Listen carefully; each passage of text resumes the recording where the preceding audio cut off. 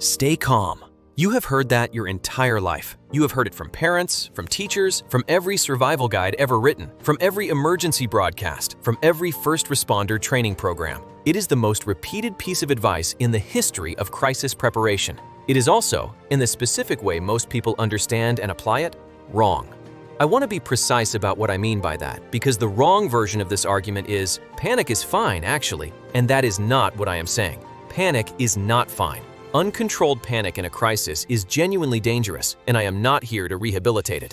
What I am saying is that stay calm describes the wrong target. It points you at a state that is not only unnecessary for survival, but is, past a certain point, actively working against it. And I can tell you this with some authority because I spent a significant portion of my final 72 hours calm, measured, composed.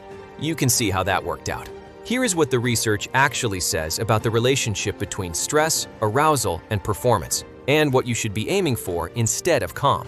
When people say, stay calm, what they mean, functionally, is stop feeling what you are feeling, reduce the physical response, slow the heart rate, quiet the internal alarm. This sounds reasonable. The problem is how the brain and body go about doing it. There are two completely different ways to reduce the intensity of a stress response. The first is regulation, acknowledging the feeling, understanding what triggered it, and redirecting it toward useful action. The second is suppression, pushing the feeling down without processing it, cutting off the signal before it completes. Stay calm almost always produces suppression. Not because people are doing it wrong, because suppression is faster. It is what the instruction implies, and it is what happens when you tell a frightened brain to stop being frightened without giving it anything else to do with the energy. Here is why that matters. James Pennebaker's research on emotional suppression, conducted across decades and replicated extensively, documents a consistent finding. Suppressing a strong emotional response does not make the response go away.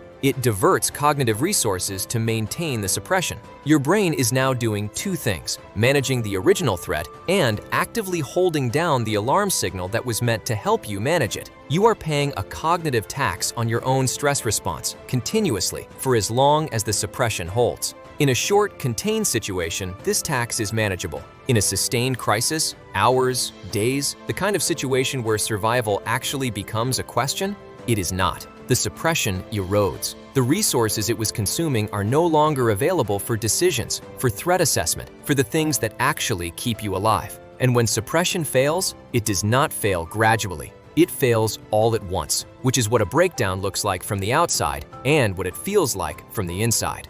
Calm achieved through suppression is not a stable state. It is a loan you are taking out against your own cognitive capacity, and the interest compounds the longer the situation lasts. In 1908, two psychologists named Robert Yerkes and John Dodson published a study on the relationship between arousal and performance. The finding was simple enough to draw on a napkin, and important enough that it is still being cited 100 years later. The relationship looks like an upside-down U. At very low arousal, when you are relaxed, disengaged, unstressed, performance is poor. The brain is not fully engaged. Attention wanders. Reactions are slow. You miss things. At very high arousal, when you are overwhelmed, panicking, flooded, performance is also poor. The brain is overloaded. Processing narrows. Decision-making collapses. You also miss things, and the things you miss are different ones, but you miss them just as surely. The peak of the curve, where performance is best, is in the middle. Moderate arousal, not calm, not panicked, activated. Stay calm points you at the left side of that curve. It tells you to reduce arousal, to lower the activation level, to get back to a baseline that feels comfortable. But the left side of the curve is not where you perform best. It is where you perform adequately in ordinary situations. In a crisis, where the task demands are higher, the stakes are permanent, and the information is incomplete, adequate performance is not what you need. You need the peak, and the peak requires some stress. Not a lot, not the kind that locks you up or sends you into tunnel vision. A specific, moderate, directed level of activation that keeps your threat processing systems running at full speed without overloading them. The goal is not to feel nothing. The goal is to feel the right amount of the right thing and point it somewhere useful. I was calm for most of my last 24 hours, genuinely, measurably calm. I was not suppressing anything. I was past the crash, past the drift, and I had settled into something that felt like acceptance. It was, on the Yerkes-Dodson curve, somewhere near the left edge. I was not performing at my best. I was not performing at all. I had confused the absence of distress with the presence of readiness, and those are not the same thing. When arousal drops below the optimal range, 3 specific systems degrade.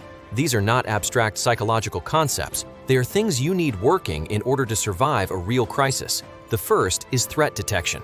Your brain's threat detection system, centered in the amygdala, the structure that processes danger signals before your conscious mind does, runs faster and more accurately at moderate arousal.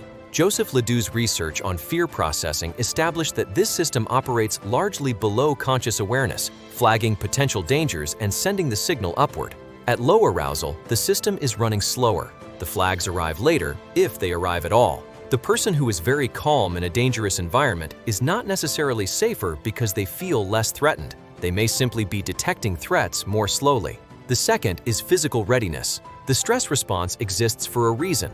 The elevated heart rate, the redirected blood flow, the heightened muscle tension. These are your body preparing to act quickly and forcefully if it needs to. When you suppress the stress response in the name of calm, you are also dialing back the physical preparation that goes with it. A person in a suppressed calm state is not physically ready in the same way a person at optimal activation is. The response time is slower. The first movement is slower. In a situation where the difference between reacting in half a second and reacting in 1 second has permanent consequences, this is not a small thing.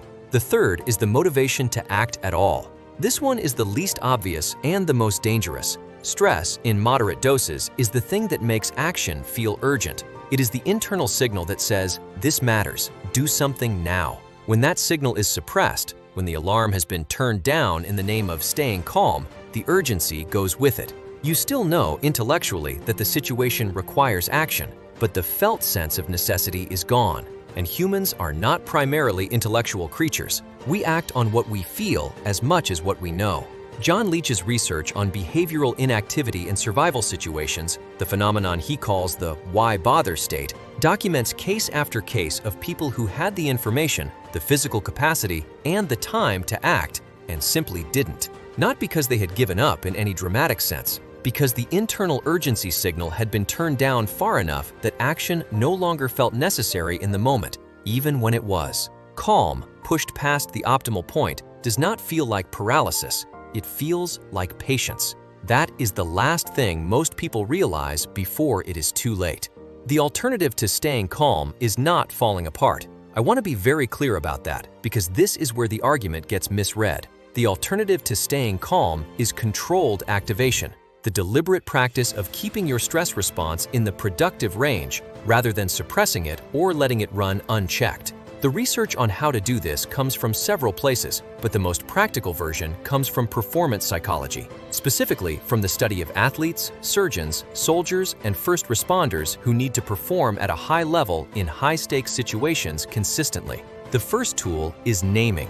When you feel the stress response activating, the elevated heart rate, the narrowing attention, the physical tension, name it out loud or internally. Not, "I am panicking," something specific. "My heart is fast. My hands are tight. I am reading this as a threat." The act of labeling a physical state with language engages the prefrontal cortex, the part of the brain responsible for deliberate reasoning, and measurably reduces the intensity of the amygdala response. You are not suppressing the feeling, you are processing it, which is a completely different operation with a completely different cost. The second tool is redirection. Stress is energy. It does not have to be managed in the sense of reduced. It can be managed in the sense of pointed. Kelly McGonigal's research on stress and performance draws a distinction between stress experienced as threat and stress experienced as challenge. The physiological response is similar in both cases. The cognitive framing is different, and that difference changes what you do with the energy. Threat stress narrows and freezes. Challenge stress focuses and activates. The shift between them is not automatic, but it is learnable, and it does not require the stress to go away. It requires it to be pointed at the problem rather than at itself.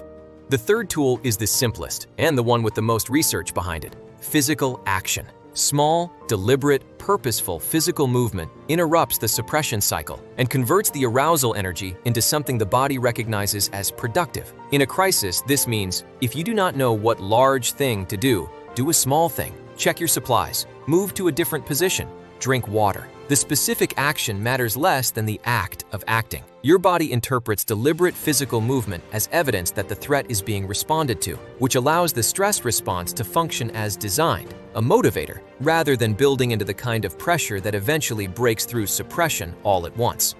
Name it, redirect it, move. Those three things will do more for your survival in a crisis than calm ever could. They are also harder than calm because they require you to stay present with the feeling rather than pushing it down. That is the work. That is also why most people do not do it, and why the advice has stayed "stay calm" for as long as it has. It is easier to say, it is easier to believe you are doing. The next time someone tells you to stay calm, I want you to hear what they are actually saying, which is reduce what you are feeling until you feel less threatened. That is a reasonable human instinct. It is not a survival strategy. The feeling is information. The activation is a tool. The stress response is not your enemy. It is a system that evolved over hundreds of thousands of years specifically for the situation you are now in. Suppressing it does not make you more capable. It makes you quieter. Those are not the same thing.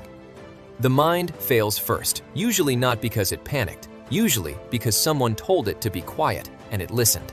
Know what kills you before it does.